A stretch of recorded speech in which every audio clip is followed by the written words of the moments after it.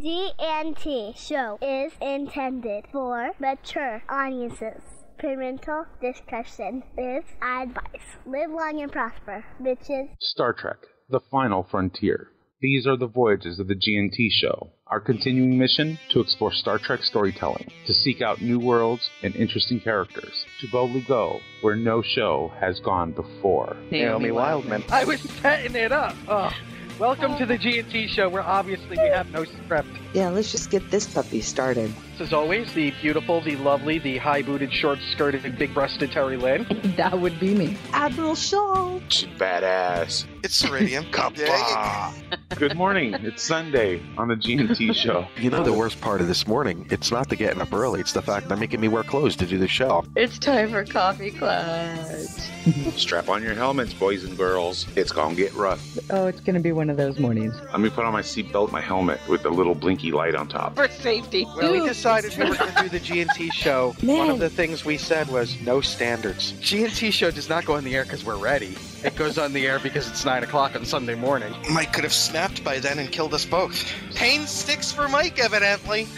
We have our production meetings on the air. Well, it's the best way to get you to adhere to things. Yeah, you've now set an expectation.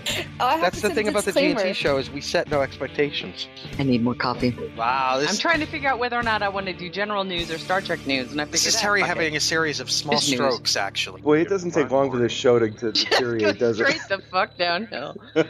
I don't always podcast, but when I do, I GNT. Good morning, everyone. Welcome to the GNT Show, episode 176. I'm Terry Lynn. 176. That's it. I'm talking like Dusty Rhodes, the American Dream today. And there she is to my left, Oh, your my. right, dressed in her dazzling green gear with the feathered boa and the sequins. It's Terry. Hello. And there he is, the man of the hour, the man with the power, the hit maker, the record breaker. He's got style, he's got grace, he's got a pretty face. It's Ceridium. Kabla. Hey. Good morning. Coffee class. Morning. All right, so Nick, get it out of your system. What the hell happened this week? You had a crazy one. And Let me that's all put you it want like to say this. about that. No, let me put it like this. Okay, I have to tread gently here. I don't want to be like Malaysian Airs. When a boss goes on vacation and sends an email and says, we've got this coming up with maybe the mayor of a city and the alderman of a city, let's just use that as an example. Not saying that's what happened. We're just going to say that. Quick question. But For those of us on the West Coast who don't have aldermans, what is an alderman? the ruling council. Okay. So it'd be like a councilman. Okay. Thank you. Please continue. You know, I even said nice things about you in the beginning. I appreciate Half that. the Western United States, we don't use that term, so. Yeah, that's why I was confused. But please continue. Go ahead. So anywho, when the boss may be sending the employee, you know, the deputy, and saying, hey, I'm gone next week. We have this meeting scheduled with the public, with the mayor and the councilman. And our police force from where we work is going to talk for 5 minutes. I want you to get with this person from the police who's very high up, not in charge, but maybe second in charge. We'll just throw that out there and maybe say, and put together a briefing, because upstairs the big boss wants a briefing to show that we're all on the same page with what we're saying. That all I's are dotted, all T's are crossed. In other words, show to the public that we're all talking to each other. Right. And then Got it. You contact the deputy for the police, and he says, no, I'm not helping you with any briefing. I didn't sign up for this.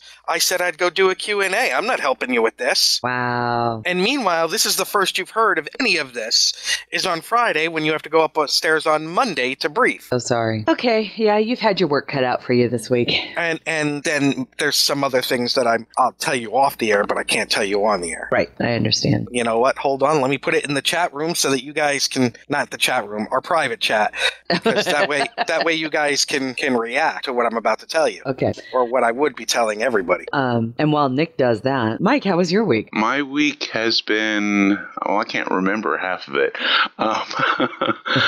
Okay. Well, I've spent most of it getting my nose deep into scripts. Let's see. Blood the Near. Finished revising the last script late last night, and we are officially into production. Oh. Oh. Yeah. Oh, that's interesting, Nick. Interesting. And that's okay. And that's not allowed to be talked about. Right. I'm sure it's not. But all I can do is lay low, lay low, lay low, lay low. Okay. I'm sorry. And add on top of it, you know what? Okay, let me read you this. Okay, I am in charge. Duck and cover. Yeah, no kidding. Yeah, I know, right? And I'm not saying that I, hold on. I'm looking at the squirrel who just, with the entire truck full of nuts that spilled. Oh, yeah. And nobody licked him either. Did you see the squirrel? I did. Squirrel? I regret nothing. So let me ask you a question. All right. If someone posts the following on a weekday during work hours, post operating status is open. Oh, yes. Due to inclement weather, the commanding general has authorized local commanders / directors at their discretion to release staff at 1 p.m. today. Contract employees must follow guidance in their specific contracts. Is that pretty understandable? Yes. Everybody in the chat room, you good? You know what that means to me? That means the employees are allowed to go home if their individual bosses say it's okay, and their contract employees have to adhere to their contracts. Let me read you some of the comments that we got back. See, now you understand. Well, it's not like you didn't understand before. Please update the website. Other Frederick offices only go by info there, and they are not being released. We're not releasing anybody. It's up to the directors. And every director got this in an email. Right. And it was on the website. Right. Let's see. You updated the website, still says open. So this post is not valid for people who have to follow the base website. Again, it was the exact same message on the website. Post is open. Commanders, directors can release people if they want to. Right. As Blank said, other Frederick offices are just seeing that open status, still not releasing employees. Go beyond the first period and read the rest of the second, you stupid twat waffle. Now you understand pretty much anybody who has any website, has any kind of announcement, or is in any form of journalism. Nobody reads past the headline anymore. Fucking people are fucking stupid, and I hate them, and I'm in the public job. Headline, G&T show shutting down. Subheadline, for maintenance. Yeah, for 1 hour. Exactly. It's so silly. I'm sorry, Nick. And they're coming down on us. Ask your supervisor. Twat waffle. Nick's word of the day is twat waffle. Douche. Oh, and douche. Alan is sitting next to me, and I'm trying to hate people. People are just fucking dumb. They're not just... I don't think they're dumb. I think they're lazy. No, and there's a difference. I think they're lazy. I think they're lazy. It's easy to hate, and it's easy not to read past the headline. If it requires any kind of effort, even if it means reading, they won't do it. After the third one came in, I typed in Word, because it was going to have paragraphs, the most beautiful response to them, where I said exactly what I thought, and then I erased it. and I told my boss, be glad that I'm in that I've learned some lessons in the past. That's great. Mike, getting back to the scripts that you not to nullify what Nick is venting about. Want to keep the show running. Tell us what's going on with Blood of a Deer. Well, we are officially into production. Ross has put out a casting call. We've updated the website. What else have we done? We've started developing some of the sound effects, for the ship sounds and whatnot that we're going to be using in the production. So yeah, it's going to be interesting. We are underway. That's so great. Congratulations, you guys. That's wonderful. Well, not a lot happened here, Alan and I. So there's a squirrel photo up higher where the squirrel's like on cocaine. Yeah. And yesterday I finally watched The Wolf of Wall Street. Oh yeah. Speaking of cocaine, I'm just going to say this, and I know it doesn't bear repeating, but I'm going to say it anyway. If anybody has any doubt as to how great an actor Leonardo DiCaprio DiCaprio is, just Yeah. watch that movie. Yeah. He's become Scorsese's new De Niro. Yeah. And Terry, I know you haven't seen it, right? Oh, no, but I love him. He's like, he does the whole Ray Liotta Goodfellas thing where he's like breaking the fourth wall and talking directly to the audience. Uh-huh. And the whole bit. And you know what he's really good at that I never noticed? One, physical comedy. Because there's a part of the movie where the character, and this is a true story, but evidently they kind of exaggerated this, where he takes lewds. Okay. And they're really, really good. And the line that made me laugh out loud was, I skipped this tingling phase and went straight into a new phase, the cerebral palsy phase, because he's laying on the ground and like he can't move. And it's like a 10-minute, maybe not that long, but it's long sequence where he's like trying to crawl out of this club into his car. And then he opens the car. I think it's a Maserati, but I'm not sure. The kind where the door slides up. Yeah, he has to get home for a very specific reason, to cut someone off or do something. To keep them from talking on the phone, because he found out that the phone is bugged. Yeah. And he opens the door with his foot, and his foot gets caught in the door handle.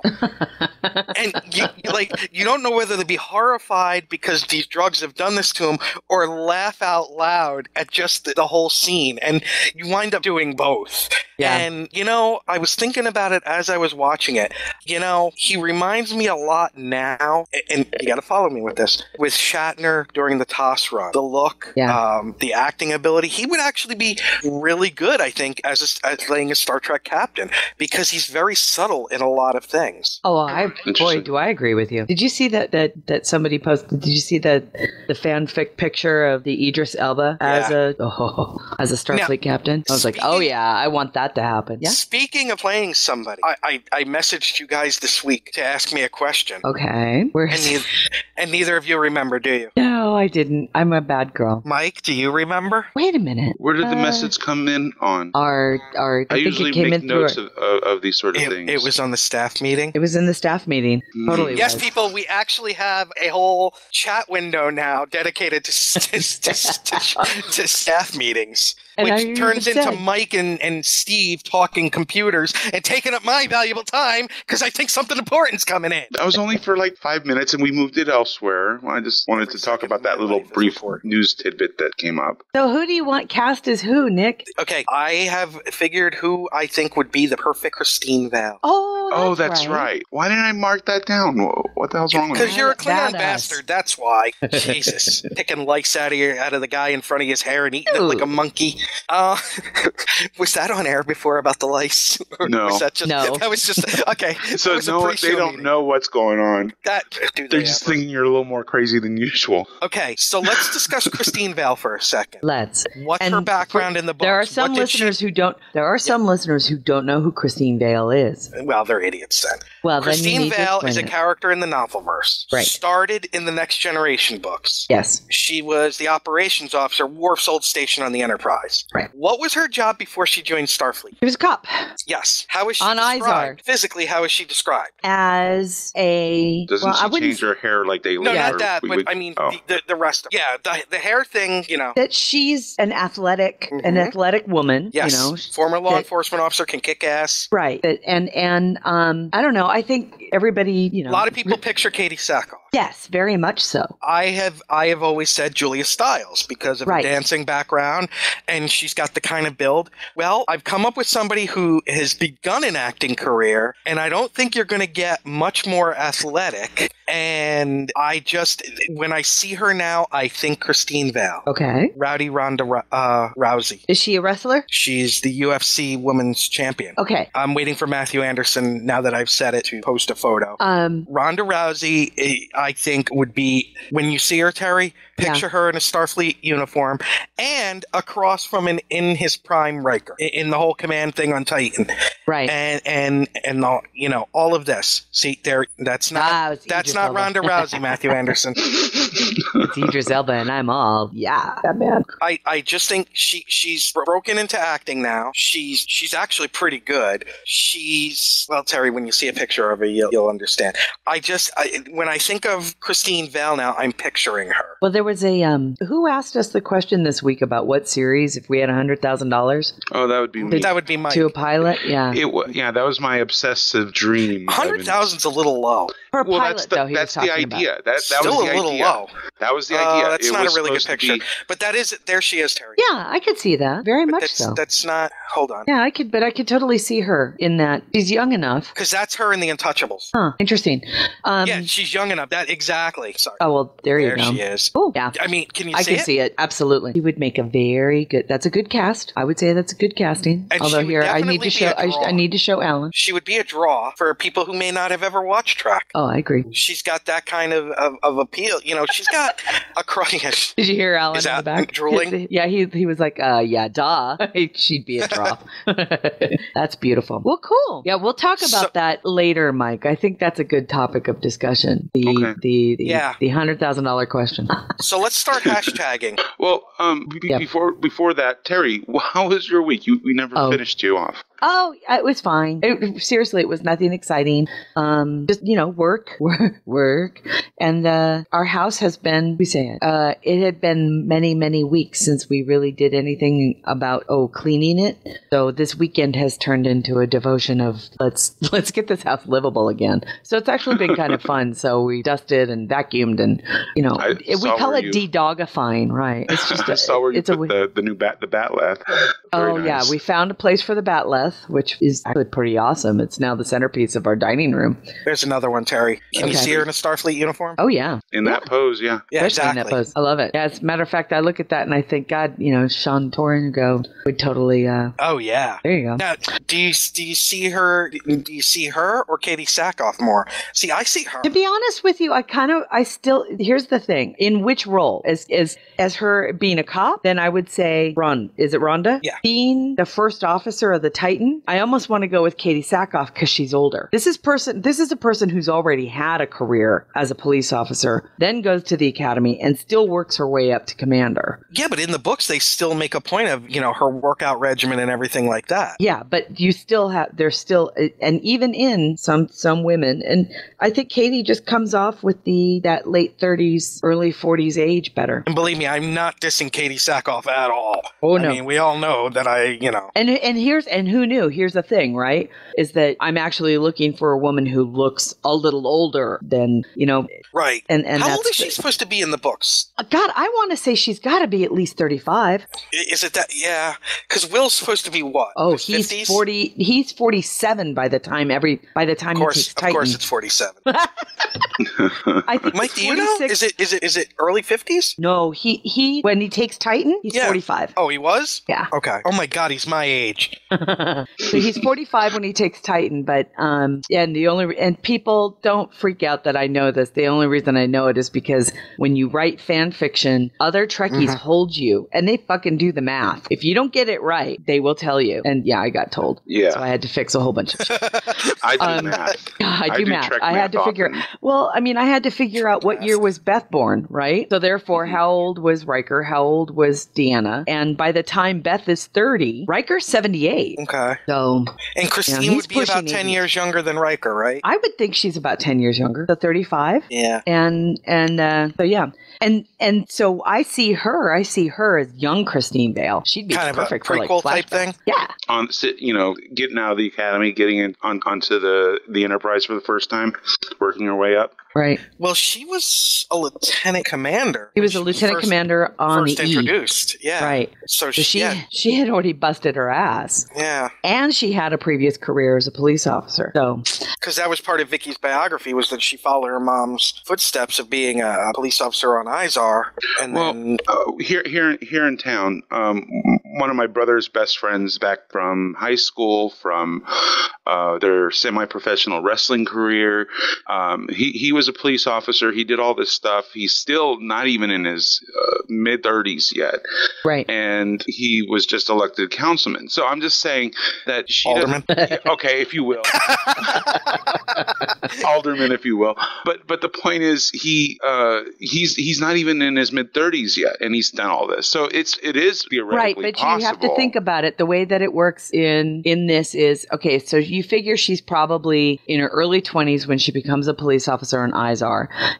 We know she does several years doing that, but then she leaves and you have to go to the academy. So that's 4-year program. Unless she cheated on the Kobayashi Maru and then was just made it still took her 4 lieutenant years. commander. Well, no, that was command school too, by the way, and which is an additional year according to Star Trek: The Next Generation. So that's 5 years if you want to go through the command school. So once you get through that, she's already, even if she left when she was 24, she's already pushing 30 by the time she gets out of the academy. And then she makes lieutenant commander in 5 years. By the time in 5 years, right. Ouch. So exactly. So I think she's probably pushing 40. Speaking of the left testicle in her mouth. God, well, Christine, she does I had change more her hair respect color for you than quite that. frequently. I'm just saying. Never mind. But her skin looks amazing. Her skin looks amazing. Oh my God, we're so bad. You know what? I know that we have a whole shitload of stuff to talk about today. So we're probably going to have to edit down some of the news because there's a lot of news. Last week was entirely news. It was entirely news, and we could totally do another news show again today. There's a lot of news in Star Trek. Star Trek news. I am so proud to be a talkie geek. We've got our problems with the film, which we'll get into on our dopey little podcast and nitpick it to death. Star Trek news. So congratulations to the always dreamy David Mack. There's Legos? No. Star Trek news. Yes, the story behind the story. The movie that never was made. They got a Klingon! I know. Sold. Klingon. That's right. I'm going to throw in a Buck Mackay rookie guard. That's right. A Buck Mackay. People, it doesn't get any bigger than this. Star Trek news.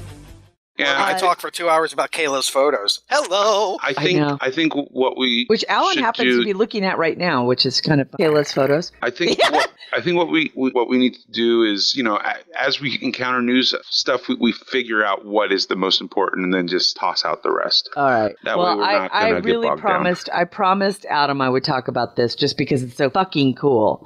Adam Walker, who is one of the founders and co-owners of TrekCore, their other counterpart, Aaron, with TrekCore. I'm not exactly sure how they finagled this, but they got backstage entry into the Smithsonian, and they got a personal visit with the Enterprise model as it was taken down from the gift store this week and brought into the back so it could begin its year-long restoration process. It's yearly makeover. And so do yourself a favor, everybody. There's going to be an amazing article coming forward with a shit ton of pictures of the Enterprise model and I don't know if they're going to be able to visit it during the restoration process. All I know is they got in yesterday. Either way, Aaron took a shitload of photos. So don't forget to follow TrekCore at their website, which is trekcore.com, and also at Facebook on their Facebook page, TrekCore. And again, if you don't know what TrekCore is, you better find out now because it is by and large the best Star Trek resource you could ever hope to want to see. If you're a fanfic writer, if you're an unofficial production person, even if you're just a huge Star Trek fan and you want to research anything about any episode, about any movie, they have every episode broken down into screenshots, thousands and thousands and thousands of high def and even original before high def screenshots. So if you want to look at the difference between the screenshot of Let That Be Your Last Battlefield versus the high def version that they did, TrekCore has both. If just you about want frame to by listen, frame as well. they have the scripts broken down. They actually have the scripts they have sound bites of most of the dialogue. It is truly remarkable resource. It's like Memory Alpha on steroids. Speaking of websites, we want to inform our public as to what we signed in for. Oh yes, absolutely. And that was part of the other news I was going to say. And so So follow Trek Core, get on there. And then the other thing we need to tell you is our wonderful friend Russ Haslage, who many people know, at least Star Trek fans of what did I say? I don't want to say a particular age, but there was the quote unquote the official Star Trek kind of fan group called the Starfleet or the Federation. And this was actually a fan group that was started by Gene Roddenberry and then kind of tendered to Russ Haslage. And to be honest with you, over the past 10 years, they've really gone through the ringer, where just because of their ability to maintain the financial strength of the fan group, along with the fact is these are volunteer organizations, and Russ had, real life things he had to focus on. The Federation kind of fell by the by. It kind of depleted itself of membership, and it's gone up and it's gone down and it's gone up. I've been a member for a couple of years, but Russ has started a new news site called Trek News Net, and the three of us, Mike and Nick and I, were invited by Russ to start providing content to Trek News Net on a as we wish basis, which we thought was really kind of fun. And hopefully we can put a little bit of life back into Trek News Net. But what was also very nice is Russ has also is allowing us that ability to also pitch the G&T show using Trek News Net. So it's a little bit of give and take. So we provide him content, but we can also say, oh, look, this was written by Nick, who is a co-host of the G&T show. It was an incredibly gracious offer. And Russ, we're very honored that you thought of us, and thank you so much for asking us to participate. So start following Trek News Net, and you'll be able to see news bits posted by me and Mike and Nick. Bitches. Yeah, it is going to be, what did he say? PG-13? Please. Yeah, that's going to be the hard part. Yeah. Hard for them to eat my poop. So weird. All right, you know what? We really do have to talk about the big news.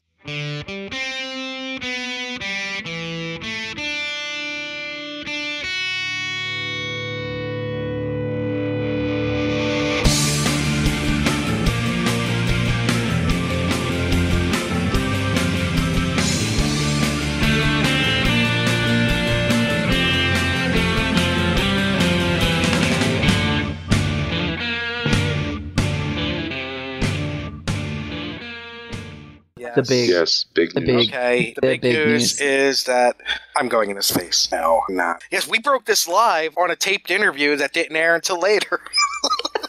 Well, it aired like the next day. Yeah. Which we'll by the have way, to talk the about Mark as well. Cushman, the Mark Cushman interview. God, Epic. that guy is the shit. Yeah. Awesome. Don't forget to listen to the supplemental log with Mark Cushman, because it rocks. And we're not going to say what comes at the end of it, but it's huge. It's big. We fun. might end up having a little bit of a discussion about that later when we get into Possibly, the $100,000 question. Yes, very true. All right, so the big news was, okay, I was wrong. Apparently, they didn't have a script. I know. I found out and I was like, that was a facepalm, by the way. So Star Trek 3 did not have a script, and Star Trek 3 has a completely new set of writers. And it caused quite the, I don't want to say kerfuffle as much as it was it was more of a shockwave when it was announced that Simon Pegg, the wonderful actor and writer who currently plays Scotty in the Star Trek films, will be a co-writer for the next film. And thoughts? From what I just saw something come across my wire as I'm looking. Now there will be no script. The cast will be released. It will be the Groundlings and all improv. So now we're getting somewhere. I thought that was going on at the IO Theater in Chicago that I announced last week. Remember that the USS Sisyphus that they're doing, all the improv stuff that they're doing in Chicago? I thought that was pretty fucking cool. Is Sensei old dagging on Mark Cushman? Because I'm not going to put up with that. Well, I think, he's a funny guy. He's written written or collaborated on some great films. I mean, The World's End, Paul, Spaced, Hot Fuzz. I mean, some great stuff. So it's funny is that a lot of people are like, "Oh man, it's going to turn into a comedy." Well, maybe an intentional comedy would be better than the last one. I'll tell you. The three of us spoke in the past couple of weeks about how it wouldn't necessarily be a bad thing to have a Star Trek caper film, right? Yeah. I mean, it was Star Trek 4 was extremely successful, and that was a caper film. It was a lighthearted. I like capers on my fish. They stole a whale. I mean, they stole a whale, right? It was like leverage for 2 whales. Yeah, true, not just one, but true. 2. Right. So yeah, I mean, it can be fun, and it might be, So I think I don't think it's necessarily a bad thing to have him in that position. But my concern, and although the interview with Cushman kind of set my mind at ease, but my concern is, holy crap, we have a due date in a little bit more than a year, and they have no script. Well, here's the other weird thing. On the tail of this, just a couple of days ago, they actually announced the date that it starts filming. Oh yeah, I saw that too. So Star Trek 3 will start filming at the Vancouver Film Studios in Vancouver, British Columbia on April 15th. So even though they didn't have a script, it sounds to me like they have a story. The 2 writers now we know are both Simon Pegg and another gentleman, and please forgive me, I don't remember his name. Jong? And that's sad. Doug Jong or something? Something like that, right. I know it's Doug, I just didn't know his last name. And Doug Dillinger? Jung. Jung. Okay, sorry. It's okay. So, Dougie?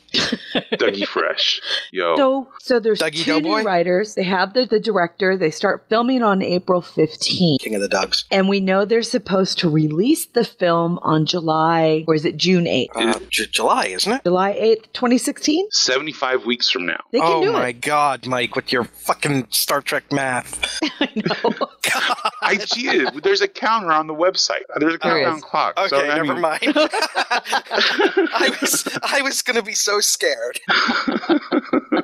Well, it's Wait a minute, 27 where's the weeks, counter? 4 days till the convention. So. Underneath the Star Trek Las Vegas one. There's so 2 timers on our website on the chat room site, and the first one is Countdown to Star Trek Las Vegas 2015. The second one is Countdown to Star Trek 3.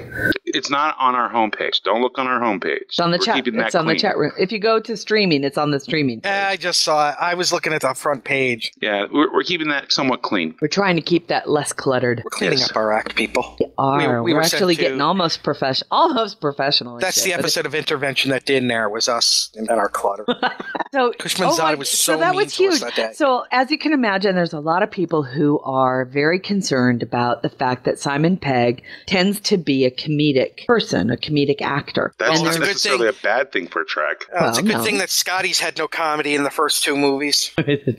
Somebody said that they wouldn't mind so much if it turned into a Scotty McCoy film. Oh, It'd be that could be fucking fun. awesome. I'm telling you, it can work. Look at a piece of the action. Yeah. Oh, no, I don't disagree with you. Comedy can work. I don't think it's going to be overtly comic. I think it's going to be the one thing I learned from Simon Pegg's writing is it doesn't matter about how absurd the film is. He still finds a way to make me care about the characters. And to me, that's the core. As long as he makes me care truly about the characters, no matter how absurd or how awful or how wonderful, whatever is going on around him. I mean, did you guys see the is it World's End? Yes. The zombie one? Okay, remember You're talking about Shaun of the Dead? No. There wasn't zombie. It wasn't zombies in World's End. It was aliens. Yeah. No. Then it's not aliens. It's what's Shaun the of the one Dead. with no? It's the one with the bar with the. Was it Shaun of the Dead? Yes. Yeah, where they go to the bar. Okay, well the bar is the same bar, right? I think it's the same bar in like every single one Right, of his and movies. it's right. So it's Shaun of the Dead, but the entire scene where his mother turns into a zombie, didn't that fuck you up? No. I was like, oh man, that's so fucked. I was so upset and I was so heartbroken. And I thought, here in the middle of the dumbass, silly ass zombie movie, or I'm laughing my butt off through the rest of it, my heart broke in the middle of it. I was like, and even with the one with his stepdad or whatever. That was hilarious. I was like, yes. I was like, oh my God. It was, he made me care about the characters. And the only way to get around the absurdity absurdity of the zombies was to care about the characters. So I think this guy's got a great talent for being able to write a script. And let's face it, in a way, Star Trek in a sci-fi, most sci-fi is kind of absurd because we know it's not real. What? Wait, what? Hey, if we ever get the ability to put gravity plating in ISS, then we're getting somewhere. So, why don't we just need magnets? Lots of magnets. Lots of magnets. Everybody walks around. And balloons and cats. Because that won't go wrong. How could it go wrong? Well, either way, I'm very, very pleased. I think this is a step in the right direction, considering it seems like they threw the baby out with the bathwater, as Mark Cushman. Listen to the conversation we had with Mark Cushman. It was fascinating. Very, very interesting in lots of different ways. I mean, we cover all kinds of stuff. And we kind of did, didn't we? Kind of. And he gives us some nice insight into the next book. Yes. There is a next book. I know. The next book, people. This is cool. It's going to be 1,500 pages, the next book. Well, it's like, what, 15, 16 years worth of time? Shh, that's all we'll say. That's all we'll say. Yeah. All right. We do have some news from our friends over at Star Trek Axanar. It's very cool, actually. I was a little kind of confused by it, but I got some cream for that. The Axanar cleared it right up. Thanks to Alec Peters, the guy who's, totally the head and the charge of Star Trek Axanar unofficial production, which if you haven't seen A Prelude to Axanar yet, head over to Axanar's website and go watch it. Right. Like, it's all fussy. It's cute. It's like totally awesome. It's like Discovery Channel when it was good. Well, they announced, he posted on their website, on their Facebook page yesterday, that they're going to be publishing a hardcover book called the Axanar, the 4 Years War Anthology, which will be an anthology of short stories written by New York Times bestselling sci-fi authors and Star Trek authors set during the time of the War of Axanar, and will help inform the reader as to each of the characters you will see in Star Trek Axanar. And I was a little confused by the announcement because it wasn't very clear, but Alec has come back and has cleared it up very, very much so for me.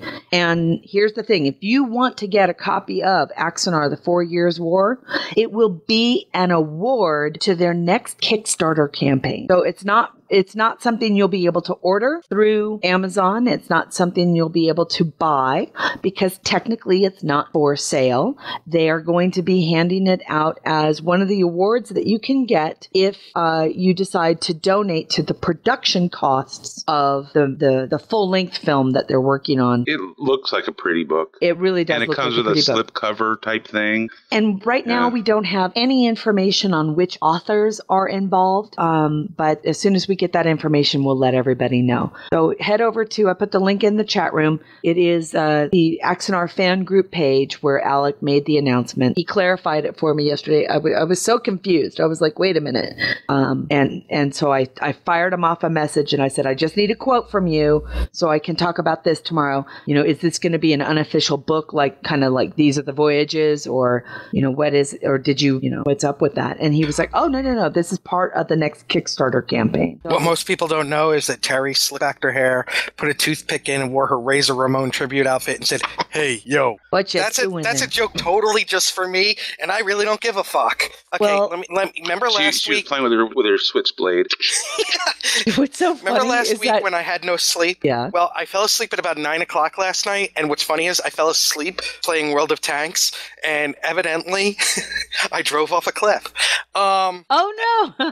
Yeah, I woke up at 3 o'clock this morning, so I've been up since 3 o'clock this morning. Oh, but I did get 9 to 3, 17 good hours of sleep in. So wow, yeah, you were tired. You were tired. 9 to 3, Terry. That's not 17. Mike, do your Star Trek math. It was 6 hours. Parsecs. I got 12 parsecs of sleep. Parsecs is not a time. Hey, speaking of which, did you know Al Pacino turned down the role of Han Solo? Aren't you kind of glad he did? Can you imagine? Well, but remember, his voice was. It wasn't. Hello, I'm Al Pacino. Back then, it was more. We're trying to have a conversation here, and you're coming in the back door. She did, Kush. And if you think about it, he was a big star then. Well, fucking Godfather 2 no was one not knew long who the before fuck that. Lucas was except for No, that's not true because American Graffiti was a big hit. Well, it was a big hit, but it's still. What did we talk about? Directors and paying dues, right? Yeah, but American Graffiti was that big of a hit. No. Yes. It was a big hit, but it was his first big hit. Right. He wasn't tried and true. And who still wants, especially an actor, Jaws. you still don't want to necessarily place your like, what if his next one isn't so good, right? Yeah, it could have been a fluke. Well, and then look, Spielberg almost never had a job again because Jaws was his first real. I mean, there was Duel, which he was known for, by movie fans and in the industry, but Jaws was his first really big one, and not it the only least did of which is it only did a few dollars at the box office. Jaws. And science fiction was like a zero seller, right? Nobody wanted to touch science fiction since like Westworld, and I was going to say 2001, and that one was even most people didn't even understand, and so science fiction was at the time that Star Wars was made. The fact that Star Wars got made is an achievement. It was truly an achievement. Well, didn't he not put the his least own? Of which is He put his own shit on the line for that, didn't he? Well, he was also bucking the system, right? He was also bucking the Directors Guild. He refused to do the credits the way that everybody else was doing them. So he was a rebel. And if you were an established actor, you didn't want to risk the future career. I'm just saying, I can totally understand why that decision was made. Absolutely. And we can joke about him now after the remastered edition, special remastered edition, gold box remastered edition, special digital gold box remastered black box edition, and all of that. But, and let's face it, George Lucas cannot write dialogue very well. He can't direct actors very well. But he can direct the shit out of action. Yes. And sweeping scapes. Yes. And I don't, if you're below the age of, I'm going to say, let's see, I'll say 40, maybe even that. No, I'm going to say 45 because I know I was 7. You all don't realize the slam that Star Wars had on culture at the time. Yeah. It was, I mean, they had the toy line, which again was kind of unheard of, and didn't really think that this little movie, because wasn't it like there was another movie that was supposed to be the big one that year, like Heaven's Gate or something like that, was supposed to be the huge movie that year. And I remember, and I wish I still had, the letter that I got when I went to buy the Star Wars action figures, and they didn't make enough, so you got a certificate. And if they say you like this thing that you put the figures on, for those that had ordered them ahead of time. But just and see, this is how different things were then. Right. Studios didn't have a piece of the toy action. Lucas was smart enough to say, "That's mine. I want all the merchandising rights," and they were like, "Okay, whatever. It's going to be a little science fiction movie, and hello Skywalker Ranch, based on a large part on the merchandising." Absolutely. And it was so revolutionary that Hollywood still has yet to recover. I really do. It really does. It has yet to recover. It still doesn't know how 35 plus years later, right? It still doesn't know how to quite function the way that now that Lucas has kind of changed the game. He did. He changed the game. Now, I also thought it was funny that this week that he was quoted as saying that Disney threw out all of his ideas for the next trilogy. And I was like, well, yeah, I think a lot of people are kind of happy with that. Well, I said, I don't hear very many people complaining about that. You got your 4 billion, George. Have fun. Yeah, I know, right? But, he, at that time frame, and I remember it quite clearly, and I'm sure, Terry, you do too, there was no summer blockbuster season. Oh, that's what I mean. He changed everything. Well, a year before it had started with Jaws. Yeah. Then all the studios started to say, what can we have next summer? Right. And so that's why when, aside from the films they've made, and particularly Spielberg, because no one can argue ever that Spielberg's body of work is not greater than Lucas's. I'm sorry, you just can't. You can't. I agree. But they also changed the industry in, one, all the mechanical stuff Lucas came up with for special effects and everything, and two, for introducing the summer blockbuster, the event movies. Not like the Irwin Allen event movies. Once again, we get back to Irwin Allen like we did with Mark Cushman.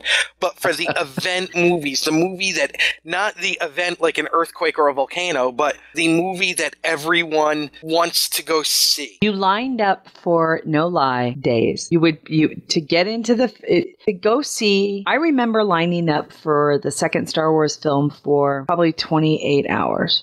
We did brought 15 hours bags for Star Trek 4. It's just, you lined up for films. No, people don't line up for films. Namely, that's not true. Where do you line up? What film did you line up for? Don't you line up at the website? Yeah, really. Hold on. I had to stand in line for hours and hours for Avengers, for Captain America Winter Soldier, for Dark Knight Rises. The Dark Knight had people camping out. See, and that's so funny is because maybe it's just where we live or something, because you don't go to line up to the theater anymore. You buy your fucking ticket at Fandango and you show up an hour or so before the... We all had our tickets downloaded, but people were still waiting in line to get into the theaters. Because they wanted a seat? Whatever. Yeah. That was... Yeah, we don't do that. And even then, the theaters were so filled that people were standing. Yeah, they don't do that. I don't know. It might just be... I think a lot of that changed too when Cineplexes came around, because when Star Wars first came around, there was only... what we called a Cineplex was the what they called the twin. It was a big thing to have two theaters in one building. Oh yeah, I remember when we got that in my hometown. And it was the United Artists Twin Theaters in Cerritos, California. And nobody really wanted to go there because the Lakewood Theater had it had 4 screens, but the screen that they had was the 70 millimeter monster theater that sat like 1,000 people in the big cushy seats. It was big and beautiful, and you went to go see it on 70 millimeter Dolby surround sound. That was a big thing. I was disappointed when I was back home on vacation in December. My town used to have an actual Palace movie theater that still had the organ. Yeah, it's gone. I had one of those growing up, and they tore it down. I saw Buck Rogers in the 25th Century with Gil Gerard. In that, the TV movie that they put in the theater first or after. I also saw the original Battlestar Galactica in that. Wow. All right, we need to continue on. Brett is saying people even lined up for Mockingjay. Really? Oh my God. You know what? So what do a lot of these movies have in common, though? You've got a lot of younger, between 13 and 23-year-olds that those are huge with. Aside from the older people that, like our age. But those are big movies, especially like the Hunger Games movies or the Marvel movies. There's such a broad demographic going to see those. Oh, I don't know. I just haven't seen anybody. Maybe it's just where I live. Maybe it's just where I live. I mean, let's face it. So laid back there. We are very, very laid back here. And yeah, I mean, we don't even have a full-size IMAX screen. The IMAX we got was some kind of a comic book store. Well, all right. We have to get back to news so we can talk about other we educate as well as entertain. It's true. So William Shatner has been selected to act as narrator of a new show, a new show on a new network, actually, for Sprout, or not new. It's a 24-hour preschool network, and the name of the show is called Clangers, and it's my understanding that it's a television show or an animated show based on a series of preschool books. William Shatner will act as the narrator for the American version, where Michael Palin will act as the narrator for the UK version. That's cute. Anteater's doing a conga line. Isn't it cute? I was like, it's so cute. Wait, is that... Wait, what are those? Are those supposed to be mice or pigs or I don't know. My first thing was a pig, but then I was like, wait a minute, their nose is too long, and then it's like, so it's an anteater, but then it's like a mouse-like creature, and it's like, what? I'm confused. But they're very cute, and congratulations, Mr. Shatner, on getting a new job. That's awesome. Right on. We have some news on. Oh, look! Remember the old ceramic mugs that they put out? That when you put the coffee into the mug, the transporter effect would take place on the outside of the ceramic. Oh yeah. They've made a new version of this. I had one where tops came off. Of course, Nick. Of course you did. It was a gift. Happy birthday to me. Well, they have the new heat reactive mugs now that will be available for sale at Entertainment Earth for $17.99. But these are nice, tall mugs with a cover on the top of them, and so it's not just they're travel mugs, is what they are. They're cool. Travel mugs that do this now. Right on. Which is very cool. It was very retro to me when I thought, God, I remember those mugs. They were kitschy, right? right? Awesome. All right. I already put the link into the chat room, but did everybody see Sean Toranjo's? I clicked on the link and it did not display anything. It said content unavailable. Okay, God bless it, Sean, stop posting this stuff if you don't want. Oh, you want to know why? Because he posted it to the freaking Star Trek Sci-Fi Arts group, which is a closed group. Sean, you poo-poo head. Well, now. Let me see if I can find with your it. filthy mouth. No, I'm just going to see if I can... Make me start talking like Dusty Rhodes again. Yeah, That's the Royal we'll Rumble. have to find it. We'll have to find an alternative. Hold on, I'm working on it. Okay, we're gonna have to find an alternative because Sean, who also does some artwork for Star Trek Axanar, including designing the USS Ares that appears in Star Trek. Like a monkey. He designed the USS Ares, which appears in Star Trek Axanar. Sean is also a gifted comic book style artist, well, he has a comic book style, does he not? Style. I have fat S's. I can't help it. I'm talking like Dusty Rhodes. The American Dream, Dusty Rhodes. I accidentally closed the streaming window, so oh, whoops. Welcome to my life. I've done that before. All right, there it is. There it is. Oh, good. You found it. Thank you. No, I shared it from my own Dropbox. Okay, he's doing these really cool Minions things. Aren't they adorable? There's a Vulcan and a Romulan and a Klingon and an Ender Minion. I love the mustache on the Klingon. Yeah, the little drop down little. It's so cute. But these are adorable. Love Minions? You know, my daughter is obsessed with them. With Minions? Yeah. Well, that's because they're fucking adorable. They are. They are so cute. Well, a wonderful kind of crossover stuff. I think. Oh, he's playing with the mouth. Get away, little mouth. Well, go on. That Patrick Stewart, we get that. All right. Did you see the photo from Star Trek Continues of all the women? Thank you, Matthew Anderson. Of the women, it's Michelle looking radiant, but Kipley in her gold uniform. Mm-hmm. Yeah, Lieutenant Jones. Speaking of Kipley, we'll be able to speak with her in the upcoming. Yeah, we will. I needed some laughs. We've invited both Kipley and James to return to speak with us on a supplemental log. He's so suave. Well, there. To talk to us again and kind of bring us up to speed on what's going on with Star Trek Continues, which I'm excited about. I begged him. He relented. Yeah, he resisted. You asked, and he said, okay. They don't need to know how easy it was. Mike had to... Never mind. I'm going to edit myself. Good man. Smart man. One of the original fiberglass phasers used as a prop in the original series. This isn't a replica. This is an actual set-used prop. Is going on sale from PropWorks, which also happens to be Alec Peters' company, on February 21st in Los Angeles. And they expect it to pull $60,000. Poor phaser looks so beat up. Yeah, but wow. Wow is right. It's pretty kind of cool. It's only one of two that survived. Yeah, talk about rare. Yes, Matt, I love that one. Which one are you talking about? The Klingon minion. Oh, I know. It's so cute. Mm-hmm. It's so cute. But I was very surprised that there were only two left. When I read the article, I was kind of like, wow. But also what I like the most is that it shows it shows very close up how basic a lot of these props really were. And one of the things that surprised Alan and I when we went to see Star Trek The Exhibition many years ago in Long Beach was it had a lot of props from the original show, like the isolinear chips, right? And they were like fucking piled blocks of wood, like balsa chips. It was so weird to think about how very basic a lot of these props really were and how inexpensive they were. And this prop, looking at it going, shoot, it looks like a 3-year-old made it, right? But it's also 50 years old. Yeah. It's a 50-year-old prop that has been handled by many, many, many different people. It has seen its glory. And it's kind of cool. It's neat to see how basic a lot of these were.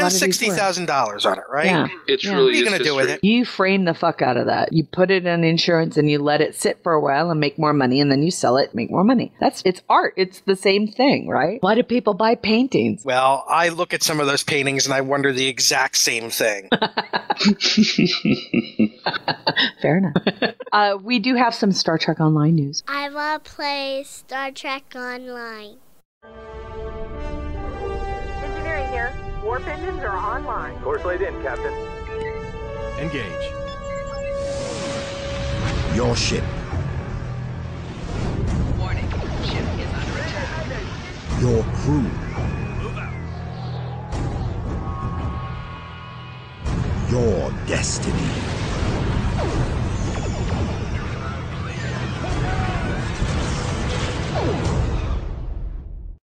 All right, Star Trek Online's anniversary starts next week. 5th anniversary is coming up. So a lot of the patches have come through. We already talked a lot about the upcoming bridge officer training and the new command officer. What do they call it? It's not skill. What is it, Michael? The duty officer, or not duty? No, the bridge captain. officer? Oh, the specialization. Specialization, thank you. We already talked about the specialization.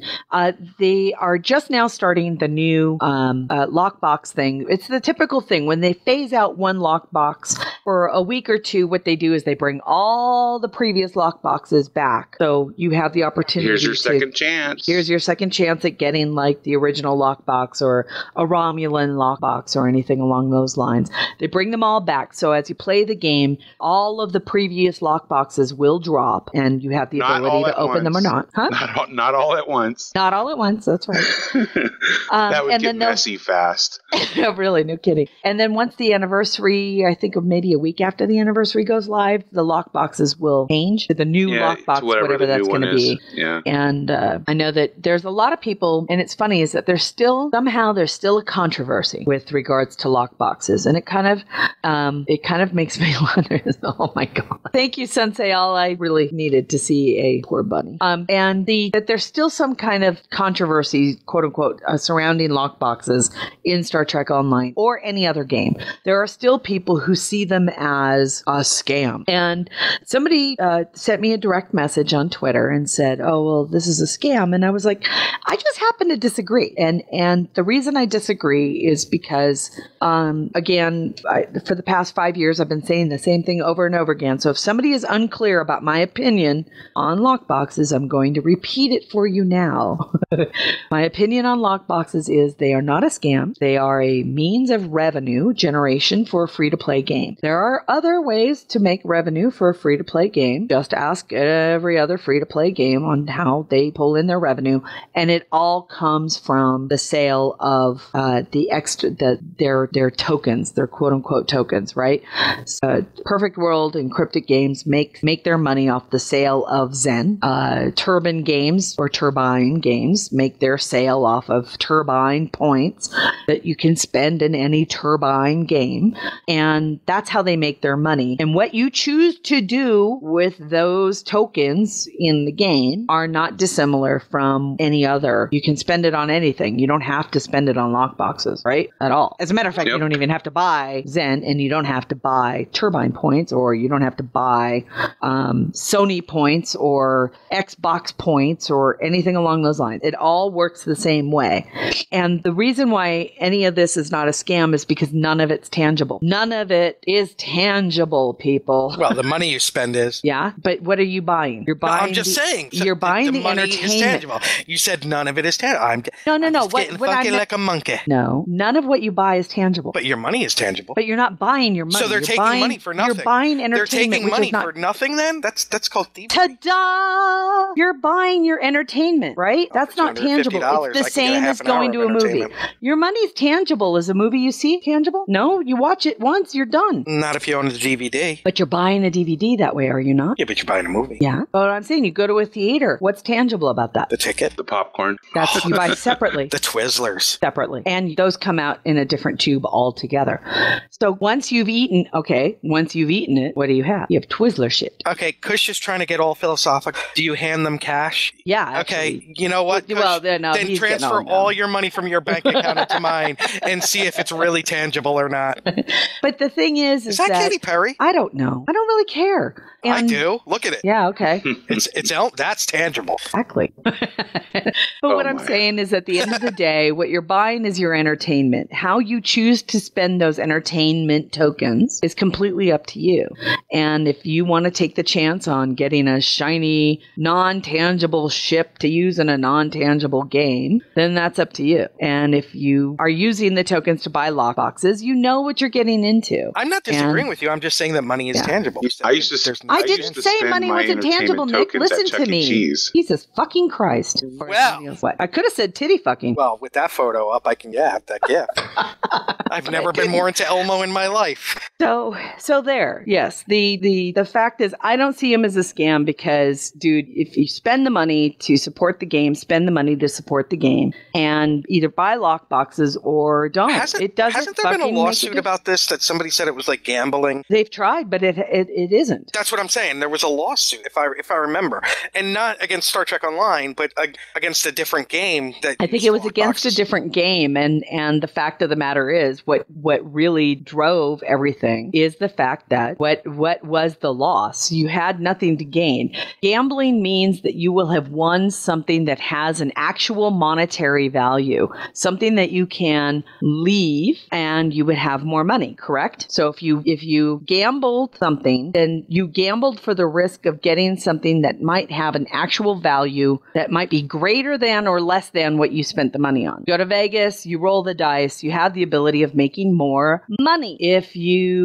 there's something that's in a lockbox. But at the end of the day, if Star Trek Online pulls the plug and the game's done, what is there anything left for you to hold to say that was something I owned? No. The memories. What I was going to say is, if something is in the lockbox and then it comes later and just becomes a regular drop, then I could see somebody having a problem. So something, you know what I'm saying? Well, no. But that's happened too, actually. But actually, no, I wouldn't have a problem with that. And the reason why, again, is because if they pulled the plug on the game at the end of the day, what have you lost? Your ability to play the game. That's it. I think we've lost Kush. I think his brain just oozed out his nose. For our listeners, the fact of the matter is the chat room is off on its own, and they're just posting lots of bouncy boob women pictures in the chat room. Think of the Man Show. Yeah, pretty much. Somewhat hypnotizing. For some. I noticed her smile first. Yeah, I really did. So it's just my opinion, and at the end of the day is there is no gambling. It's not a scam. You know what? You have the absolute adult choice not to spend your tokens on lock boxes. You don't. Nobody's forcing you to buy them. You can play the game for free. You don't need them to play the game. And I used to spend my tokens at Chuck E. Cheese. And what do you get for that? You play video games, bad right? Pizza. And you pay separately for the pizza. Heartburn. Yeah. Right? You buy the tokens, you put the tokens in a machine at the end of playing Miss Pac-Man. You've played a game of Miss Pac-Man. Well, if anything's a scam, it's those fucking tickets you get at the skee ball that you need $23,000 to get a 10-cent, piece of plastic army man. That's the scam. But at least you get the plastic army man, right? You could sell that. Well, that's true. One plastic army man on eBay. I'm just saying. It'll cost you more to ship it. What you get is tangible, and you can sell it. It'll cost you more to ship it. Oh, boy. You don't get plastic army men in Star Trek Online. Although, that'd be kind of fun. I want plastic army men. All right. So I'm going to go buy a bag now at the dollar store. Now, here's the interesting thing or one of the interesting things. Star Trek Online has posted a dev blog that said that part of their ongoing commitment to deliver high-quality content, they've reworked the Romulan Mystery Series for the Federation side of the game. So they have done what they said that they were going to be doing, and that is going back to some of the older content and tightening things up. That means they're going to be cutting certain extemporaneous. Do you think they removed that one mission where the Starfleet officer goes on a homicidal rage? Oh, you mean the Romulan base? Divide et Impera? Yes.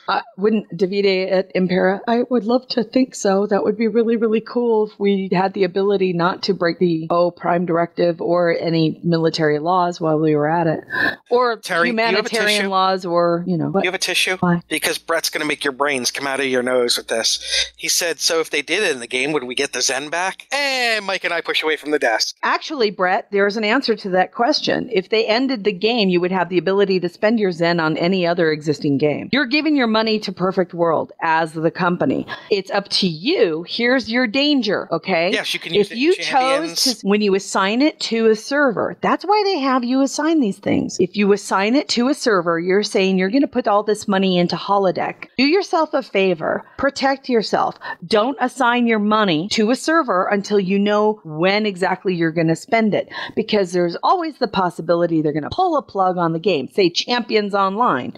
Say you had it put on the Champions server and they pull the plug on that. I would think that you would probably have the Zen. I don't know. The Zen would probably be refunded to your I was Zen going account. to say, would it go back and then into you would have the ability to spend it on other Perfect World games. Yes. I was going to say, yeah, let's say Champions was shut down. Would it go into the wallet then? I would think so. But again, you think it gets stuck on that server. It's a danger. It's a possibility that if you assigned it to the server and the server died, or they pulled the plug, it's possible you lose that Zen. But you assigned because it to, I remember at one point that it was talked about that that the various companies don't get their money from a Zen sale until it gets credited to the server. Correct. So that money does not become available to that company, say to Cryptic or whatever, for that game until you assign it. So to me, if you purchase it and it went to and you applied it towards, say, Champions, the Champions team gets that money immediately.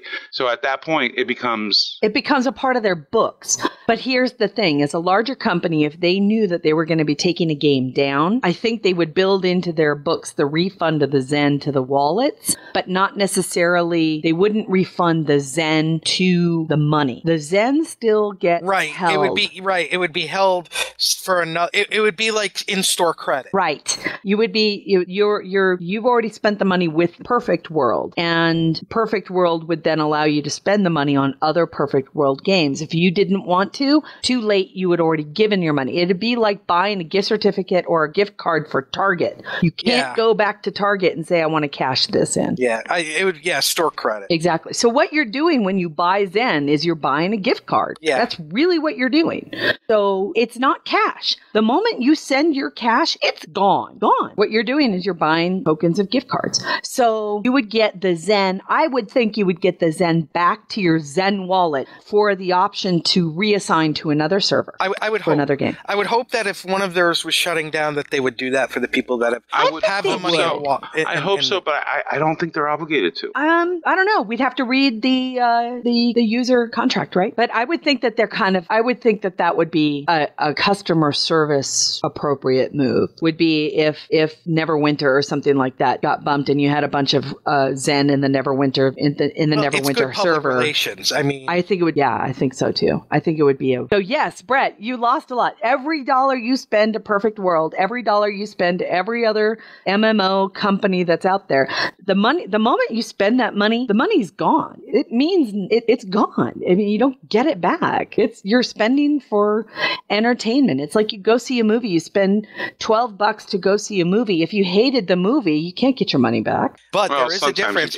If you're watching a movie and the projector breaks or something, you can get your money. You're playing Star Trek Online and the server goes down without notice. And for a long period of time, they typically credit you. Oh, do they? Uh-huh. Okay. If they're down for several days, like what happened with Turbine? Turbine, they had a server outage for 5 days. Turbine? Yeah. Is that a game? Yeah, Turbine's a company. They make many games, like Dungeons and Dragons Online. Oh, okay. And Lord of the Rings Online, a couple of others. And when they had their servers went down across all of their games, they credited everybody with Turbine points and said, we're sorry you lost the ability to play the game. And there was a difference of if you were a free-to-play player, you got like a little small stipend. But if you were a VIP player that played that pays a monthly fee, you got that. I think they credited everybody for a month of subscription fees. So that's good. That's really good business. And that's the way it should be. Sensei Al, I just love the fact that you think that. And by the way, we still have no idea whether or not the stockholders about the purchase. We still have no sign. It's my understanding that they're putting it up for a vote. So it's just kind of, we're waiting to hear what the stockholders say.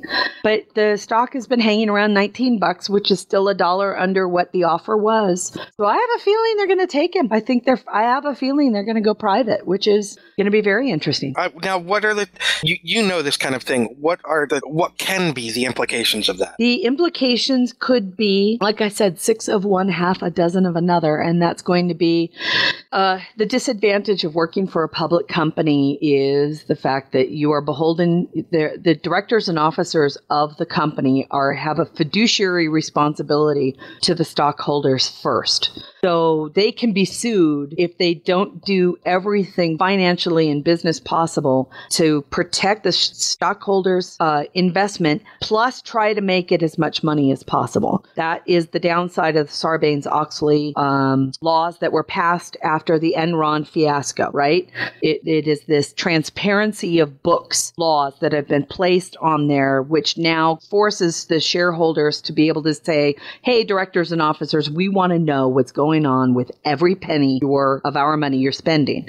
We want to know what it's spent on. And that's for public. That's for publicly. That's for public companies that are sold in the United States, of which Perfect World is. It's on the New York Stock Exchange. So Sarbanes-Oxley applies to them. Now, Sarbanes-Oxley does not apply to privately held companies because it just doesn't. It's only meant for publicly held companies that are sold on NASDAQ and the U.S. markets, and like the New York Stock Exchange. And when a company is privately held, a la the Koch brothers or any other large privately held conglomerate companies, or even small little mom and pops, right? The print shop up the street, or even what I did is these are privately held companies. They're not held to the Sarbanes-Oxley laws, which means that there's a freedom to how the money is spent without having to worry too much about being sued for inappropriate by your stockholders for shareholder, inside trading, or just trading, or not even or not showing them the books, or the shareholder lawsuits are the number one exposure right now to publicly held companies. Well, it's the number one exposure. Because you know that I'm not good with numbers and things like that. So in the years from 1983 until the 2000s, when Vince McMahon was the owner of World Wrestling Federation, he could leverage all of the money like he did to expand and basically become the only game in town. But it was his money he was with. If he was right? privately held, right. Yeah, he was the owner. Yes, absolutely. So what was you the have upside the ability then? to do that, right. What was the upside then? Because he filed bankruptcy a couple of times. A lot of people don't realize that. And, again, we go back, Terry and I remember when the first WrestleMania hit, that was a huge deal. And he pretty much put every penny he had into that. I thought they were publicly held now. They are now. So what's the upside to him to having taken it public? Oh, stability. The fact of the matter is he still has controlling interest, but he has an influx of cash that he didn't before. The outside shareholders are people who come in and invest and say, here's a shit ton of money. We're going to support you. And now you have an influx of outside cash that you didn't have before. So it provides a financial stability that you didn't have before. It is, when you take a company IPO or initial public offering, it is you're a small company, or you're a company that's privately held like Google was, right? Two guys had this small, quote unquote small, but a burgeoning company, and Twitter and all those. And then you say to the public, hey, I'm ready to take outside money. And I promise that if you send me your money, I will do everything I can to make you more money. Right. So when he launched the network, the WWE network, it's a huge risk to begin with to do what he was doing based on the Netflix, model and all of that. But because he pretty much owns every video library now of wrestling, I mean, it's not. You know what I mean? The wrestling fans are gonna pay $10 a month and get their pay-per-views and be able to watch stuff from the 70s, the 80s, the 90s, and on. But would it have been a bigger challenge for him to do it with his own money or now? Because that could be a huge. He may not have a choice. It's considered to be a part of the. Well, here's the thing: if he wants to bring it back public, or back private, like the gentleman who owns or was the founder of Perfect World. Here's a man who took his company public and now has said, you know what? This is kind of driving me a little crazy. I don't like having to answer to a bunch of shareholders like I used to. I'm now held to standards that I wasn't held to before. I'm not allowed to spend my money the way I want to. That's the big thing, right? This is a guy who's used to spending his money the way he wants to, and now he's is held to accountabilities that he didn't have before. That's the burden of being a public company, is you have to protect the public first. And he doesn't want to protect the public. He wants to just have fun with his money and make his company grow the way he wants it to. So for Stowe, he could decide, you know what, I want to put everything into Neverwinter and shut down, say, No, Champions it's and not Stowe. quite that specific. Okay. Here's the thing: This is why I asked. He would take his company private again. So that's all of Perfect World, all of the Perfect World games, the international Chinese games. But he has, and the structure of the company probably wouldn't change, but he has what's called a wholly owned subsidiary, which is Cryptic Studios. Cryptic Studios is still its own business, but it's a wholly owned subsidiary of the parent company. Cryptic owns a wholly owned subsidiary. It's the Seattle Cryptic, right? The one that they just bought. And that's its wing that provides mobile gaming. All right. So he brings it all private. He can't just say, oh, I want all of my money to go into Neverwinter. He has to go in and say, I want all of my money to go to Cryptic. Now he has and will have pull to say, what is making money and what isn't. And he's going to pull the plug on the ones that don't make money, take that money and reinvest it into the ones that are making money. So right. So he's doubling down on the ones that are already winning. And that's how and I can tell you right now, the ones that are right. If they're not performing, you kill them. Right. And now you should be doing that as a public company as well. And because that's just part of business. That's why people get laid off, because they were an unperforming wing of the company. And the money that's typically used. Now, the thing is that if he's private, he can take that money and cash it out and go on vacation if he wanted to. Right. Well, public company gets reinvested typically. Right. And speaking of money, Mike, you had a question for Terry and I this week about money. Yes. My brain just liquefied. What? Yes, the $100,000 question. Right. Yes. Which was generated by what? So I should tell you about the dream. Mark Cushman's interview. Well, yes. We had the interview with Mark Cushman, and there was something in it that we had discussed, and it kind of sort of triggered a lot of things in me. And I had this dream, and in the dream, someone approached me and said, "Here's $100,000. We want you to develop either a film or a pilot for a series, but all you have is $100,000.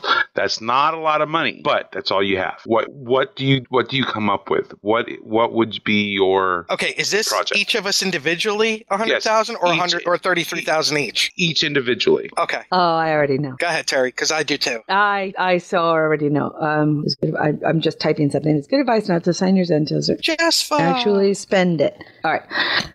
I would use my $100,000 to do a pilot for an animated Titan series. Okay. Yeah, I can see that. That could work. Yeah. How about you, Nick? Now, that's assuming you can get the rights to it and everything, right, Terry? Yeah, I would, if I could get the license. Yeah, absolutely. Yeah. I would do it. The license might take a chunk out, but yeah, you think? Yeah. I would do the thing that I mentioned with Mark is I would get the libraries to some older shows and movies that aren't really shown anymore, like War of the Gargantuans and Time Tunnel and all the great old shows and movies, and then the wonderful My Sister and Snark, Hokie Andrea, and I to have our tweet up show where we're tweeting Snark and people can tweet Snark as the show is on. That seems doable within that. You could totally do that for $100,000. Right, because you could get several series and movies and things like that, and then you got to do the infrastructure to get the even if at the beginning it's just her and I tweeting the Snark, and but have still the little ticker at the bottom showing what people are snarking about. Well, I was thinking one on the left and one on the right with like the little speech balloons popping up as you tweet. Yeah, like the little tweet bird. And then a third one every now and again for whatever someone may have tweeted back, or that sounds cool. What I after 2 days of thinking about it, I finally figured out what I want, and I want to do like one of those retro black and white Buck Rogers style or Captain Proton style serials. That would be fun. Cheesy as hell, like Ed Wood style productions, right? So what was that? Like Ed Wood style productions to keep the costs real low. So like the walls are moving if somebody bumps the door. sword, man in robot suit. Have like good CGI, but have it like be like cheesy 1950s style. So yeah, but I think the CGI is going to cost you more than $100,000. It depends on how the effects are used. Wouldn't that be funny to have like really cheesy robots with amazing CGI, like photon blasters or something like that? So like all of the explosions are these amazing, realistic CGI, but everything around it is really bad. Yeah, that would be fun. The rocket ship. It wouldn't be a starship. The rocket ship. Big fins, and you can see the string, but it's all CGI. And every now and then the hand comes into frame. Big lighter flame for the exhaust in the back, where it's curling up because. Mike, I think you're onto something. I like it. I do. I've always just had this ever since I saw Star Wars: The Clone Wars. My heart has just always been, oh my God, this needs to happen with something, Star Trek, and Star Trek Titan is just begging to be made in an animated series, just because it would be easier to deal with all of the alien species that way, and not the least of which is you still have all of the voice talent available to handle all of the characters, Marina Sirtis and Jonathan Frakes. And this is a wonderful way to kind of take Riker and gang, and you can still put them back at the moment that Titan takes out, and you wouldn't have to worry about actor aging. Yeah. It just breaks my heart that Titan was never animated and that they never really saw or understood or wanted to invest in something that I think really would have worked very well. I still believe it would work very well. Even if they decide to do a different series, it's not like Star Wars isn't doing something like Rebels now, which is fantastic. Yeah. You see, I went the way I did because, like we were talking with Mark Cushman, there are so many great old 50s and 60s and 70s series. Well, remember how we were talking about what shows that we would do, right? You talked about doing your show with your snark tweet thing with Hokie Andrea.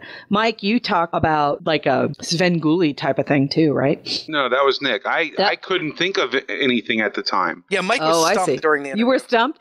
Yeah, I had no idea what I wanted. You know how there's like Shark Week? Yeah. Okay, I want to do like Gamera Weekend. Oh, yeah.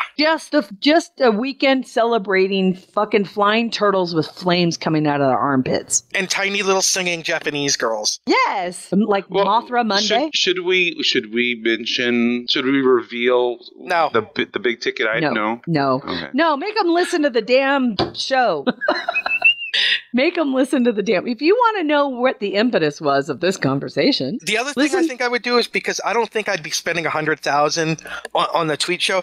The other one would be like on a Sunday night. You know how Turner Classic Movies TCM has like where they discuss the movie beforehand for like a half an hour and then they show something like that where we talk about Mark wanted to do. Right. That's what Mark wanted to do. He wanted to do it with Star Trek. Remember where we do it half an hour and discuss the making of the episode and everything, and then show the episode. Right. But I don't think Mark would have stopped there. Not with some of the other things that he's got. Well, considering what he's got coming up as far as his books are concerned, where when he talks about all just the stuff from the 1970s. Yeah. I mean, he's doing a whole book on the 1970s. That's going to be fucking amazing. But like Terry, taking Godzilla as an example, discussing the original versus the American original, which they inserted Raymond Burr into, and all the reasons behind that, and what was added, what was taken out, all of that. And again, like people complained about the Godzilla that came out last year. Oh, the monster was really only in it for like 10 or 15 minutes. But that's the way it was supposed to look at the original from the 50s. That's how it was. It made his presence on the screen that much more powerful. Oh, Them is one of my favorite science fiction movies of all time. And see, go ahead. What a great, if you haven't seen Them, and the name, I remember as a kid being so scared by how they got the title. That little girl, and she's in shock, and they say, what happened? And all she does is say, them. Oh, Day of the Triffids. Yeah, there you go, Derry. Day of the Triffids, Attack of the Day of the Triffids, I would do. Kingdom of the Spiders. Shatner. But it would be, if I had I have to say, if I had $100,000 just to do with on my own, and if I had the ability to pitch to CBS and say, we can do this.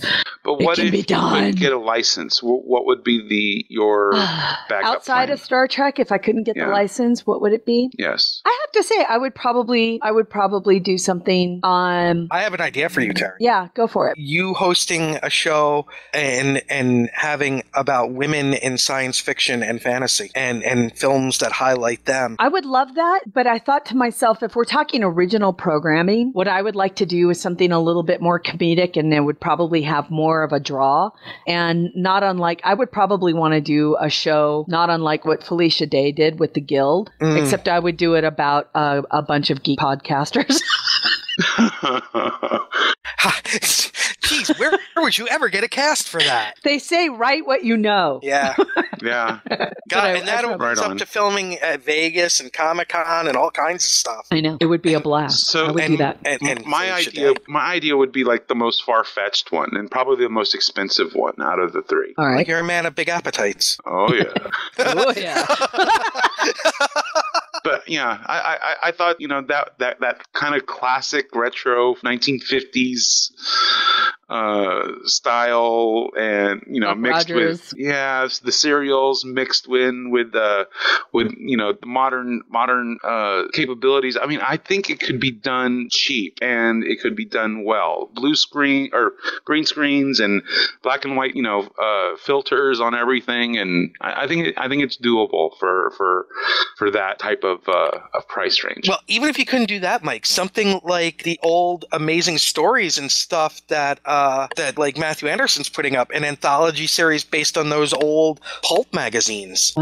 Yeah, I mean, think of all of the endless amounts of material that would be there. It's just, I love the idea of it. And if we started, if such a thing were to happen, such a network were to exist, and we were to be, and we started getting, I know somebody that I would want us to get on the network as a host with his own show, and those two words are Kevin Smith and the Empress. I'm just saying, talk about somebody who could handle the entire horror genre. And one of the things Why are you teasing me, Terry? One of the things that I was considering as well is, along the lines of original programming is, we'd be able to like go with like some indie films and some of these, independent productions, and, get James Kerwin to possibly make Think films. Think of all of the work that we could do. I'm just saying, Marquette, this is what happens when you talk to you talk with Mark Cushman. It just happens.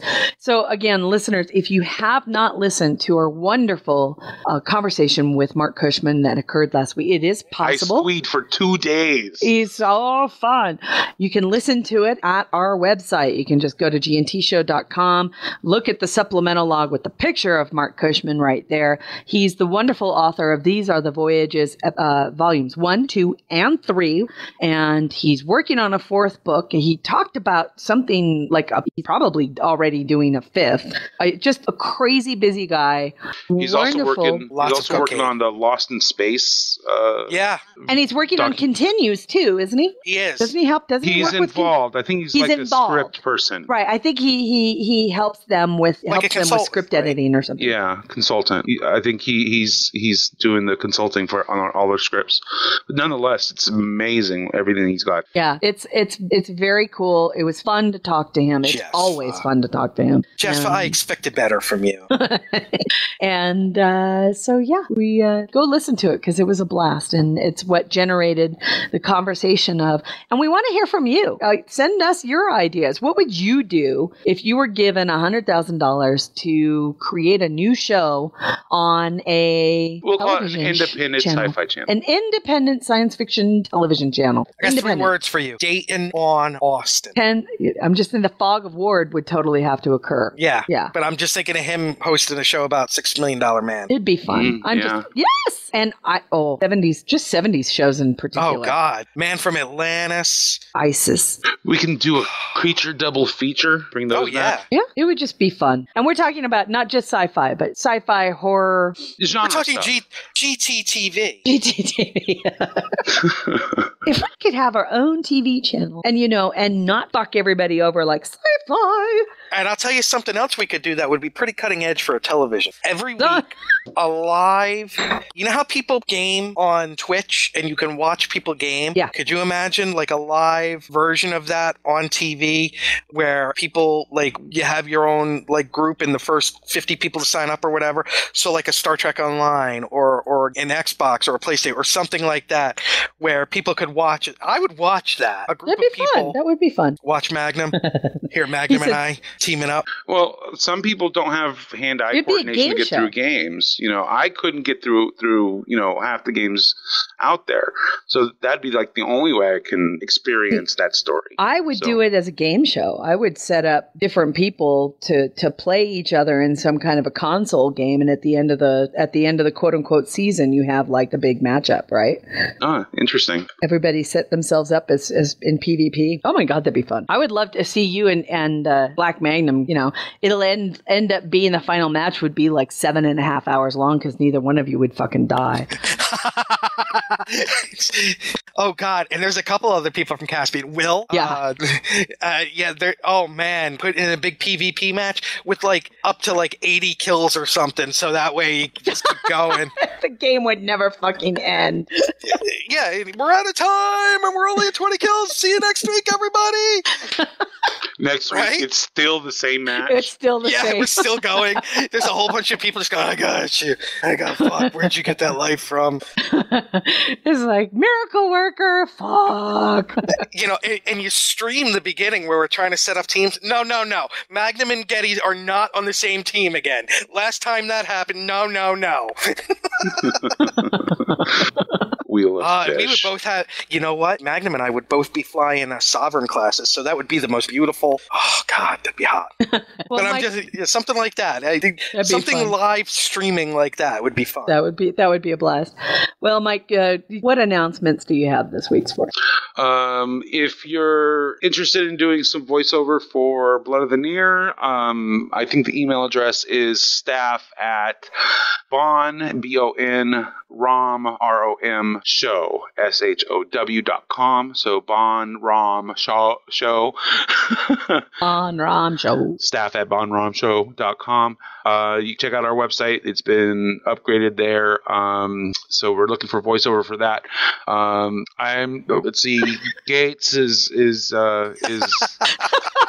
You just saw Conan the Librarian? No, it's the one afterwards. And sorry, Mike, to interrupt, but Andrew Wender's just put in the chat room. It says around deadline time, Dayton would be throwing half-filled glasses of vodka at the camera. I was like, this needs to happen. This needs to happen. Dave Mack's Bunny Hour. Sorry, Mike, as you were saying. No problem. Swallowing a hot tub? Really? Jespa, ShamWow would have the biggest product placement budget. Says that in Firefly Vodka. Oh my God, this needs to happen. Okay, sorry. Mark, we need you. Please. Kipley help gets a us show. make that a reality. Kipley gets a show. You bet your ass she gets a show. Cooking with Kipley. And we all just show up and we're half bombed. Oh my God. My restraining order would have to get lifted. All right. Okay. So Gates, we are in production. We're going to be the first episode is almost done tonight. I'm going to be applying music to it, and so it'll be ready for release around the anniversary. So look for that. The next set of episodes we're in the process of recording. So I may be calling out over social media for more voice actors to help fill some roles. So if you're interested, look for that on Twitter and on Facebook. Starfinder just released George had decided that he wanted to do a challenge. He wanted to challenge his staff into producing a micro episode over a weekend. Holy crap. We managed to pull it off. Holy crap. So, I mean, it's only a couple minutes long, but, you know, it's done. There's 4 or 5 different roles. Steve is in it. I'm in it. Adrian's in it. So it's all the people that you know and love, and then and it's kind of funny too. So check it out. Lots of good stuff. So of course, our websites, check them out. Like us on all of our social media. Oh, we're trying hard to get YouTube up to 100 subscribers. So if you're not subscribing on our YouTube yet, why the hell not? Yeah, and share it, please. Share. Yes. I thought you said ferret. Yes, I was like, what the fuck? Ferret. I'm sorry. I'm still laughing very hard. The chat room has got me busting a gut right now. Right, James Kerwin, make me laugh. Totally. Oh, I Since thought he Kipley's doesn't laugh. Believe It or Not was fucking awesome. Yeah, Kipley's Believe It or Not. Kipley Yeah. could just stand there, sit in a chair, and stare at the screen, and I'd be hooked for the entire time. What's that game where a staring contest? She's just staring at She the just stares at the camera, and what nobody knows is it's a freeze frame. That's why she's not blinking. William Shatner and Patrick Stewart as the Odd Couple. Too bad they're already doing the Odd Couple again, but that would work. That would totally work.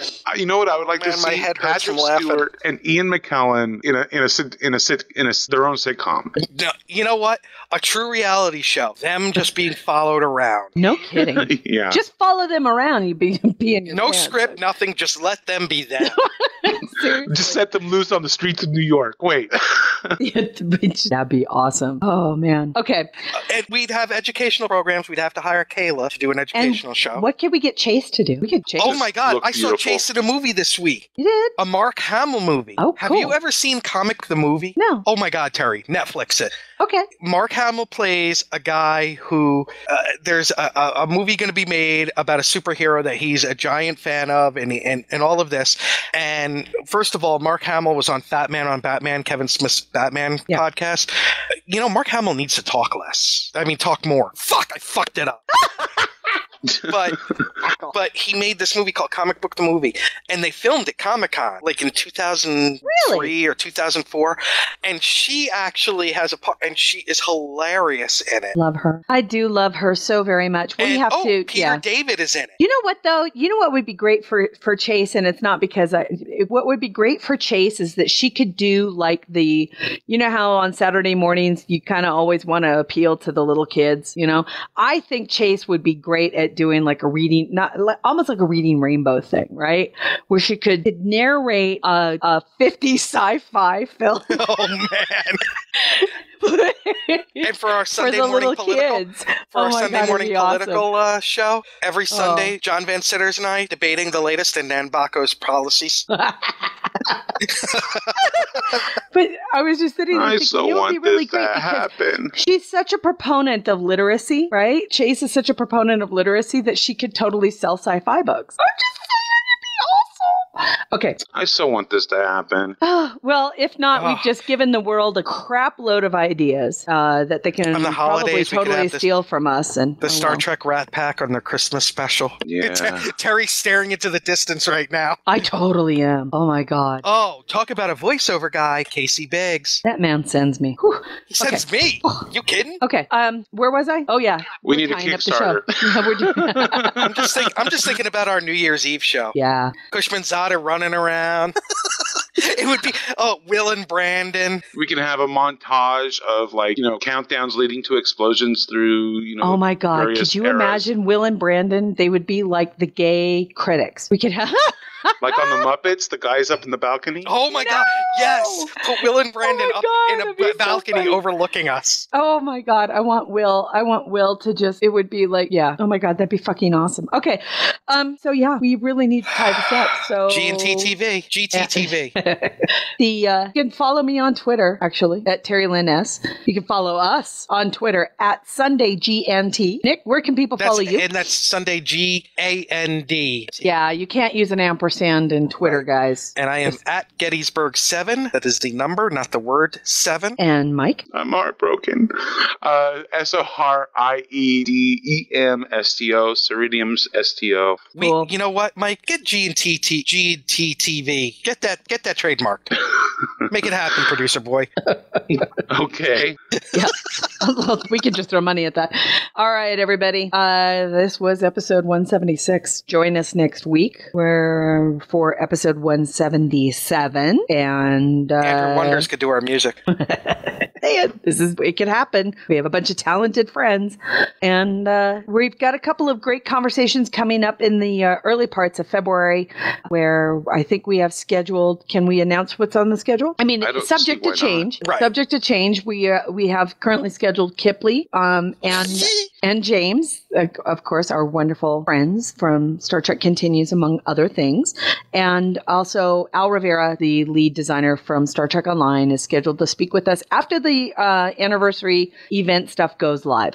So join us next week. And if you have any questions, comments, or an Ask Dayton, we have to bug this guy. Yeah, he's busy and shit, but we totally need to tackle him and have him do another Ask Dayton for us. Let's see if we can get him on live next week. That would be to get his input for GTTV. Yeah, what would he do? It'd have to involve booze. I'm just saying it would really have to involve booze. I think you said boobs. Oh my either God. way. Boobs, booze, it all goes together. And the entire thing would be with the background of Rush music. Be awesome. All right, you guys, have a great one. We'll see you next week. Until then, live long and prosper. Kabla! Joel on True, twat waffles. Music for the G&T show is provided by Warp 11, Grethor, 5-Year Mission, and Andrew Allen's Smooth Federation. G&T Show is a Busy Little Beaver production. Gonna take a 5-year tour. Boldly go where no man's gone before. Gonna travel to the end and make new friends. Move ahead, walk back to 10. Put a mini skirt on my old man. Represent the human race. And we make space a happy place. To boldly go where no man's gone before. I think I've sang that line once before, but I'm not too sure. We'll be so happy, can't you see? A zero-G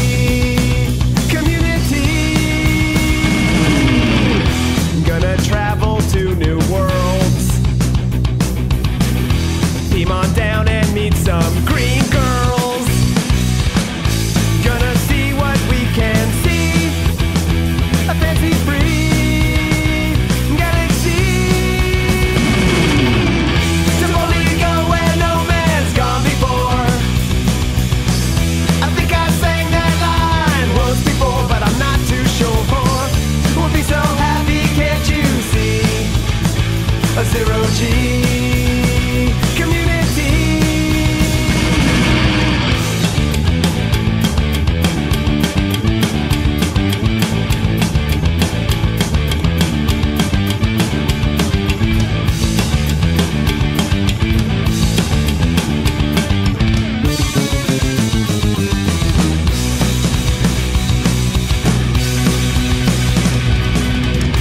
Come and take a tour with me. There'll be no cons or Kobayashi.